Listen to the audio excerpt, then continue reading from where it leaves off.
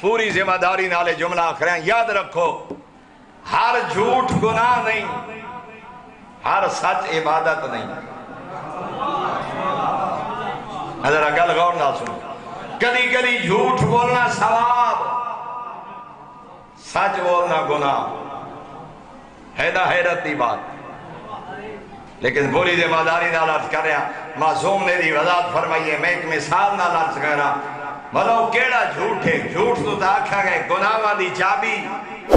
معصوم کو لوگ کہے بندے پوچھے جھوٹ کیا ہے؟ فرمایا دنیا دے سارے گناہ ایک کمرے چ بند کرو، اس کمرے میں تالا لگا دیو، دنیا دا ہر گناہ، شراب، زنا، بدکاری، قتل، سود، دنیا دے سارے گناہ ایک کمرے چ اکٹھے کر کے تالا لاؤ، گناہاں والے کمرے دے تالے دی چابی دا نام ہے جھوٹ۔ ہے مولا بتو کیڑا جھوٹ ہے جدا بولنا ثواب؟ حجت خدا فرمینے تیرے جھوٹ بولن نال دو مومن بھراویں صلح ہو جائے۔ فرمایا خالق نے اس جھوٹ نو عبادت شمار کی، اور فرمایا تیرے سچ بولن نال اگر دو بھراواں دے درمیان لڑائی بدی ہوئے، اس سچ دا بولنا حرام۔ کوئی توجہ فرمائیے جناب۔ اب بندے ایک دارے تو سنی تے دوے ڈیرے تے کیتی، ایک بھرا کو سنی دوسرے بھائی کو تاکہ برادری لڑدی رہے، بھراواں دے درمیان صلح نہ ہوئے، تے وقت آخرا میں کوئی جھوٹ بولے آئی، آکھیا تا سچا، اے او سچے جدا بولنا شریعت حرام کرا دے۔ ایک دفعہ بلندر صلوات پڑھو سارے حضرات۔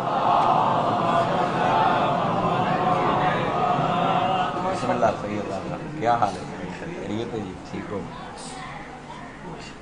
تو جو ہے نا جناب دی، اگر سچ بولن نال برادری دی لڑائی بدی ہوئے، بھراواں وچ اختلاف بدہ ہوئے، شریعت آدھی ہے تیرا سچ بولنا حرام ہے، گناہ ہے، تے جھوٹ بولیا صلح ہوئے۔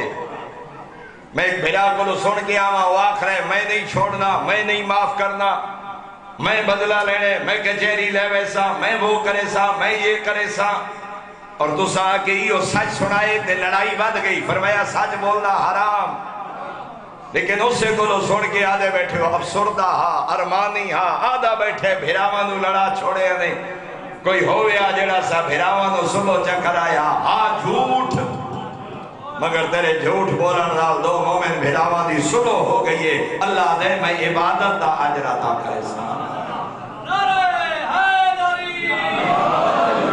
ان خدا اندازہ لگاؤ جتھے سچ بولن نال لڑائی بدی ہوئے وہ حرام ہے تے گناہ ہے، تے بندہ جھوٹ بول کے بھراواں نو لڑائے، او دا اجر کیا ہو سی تے گناہ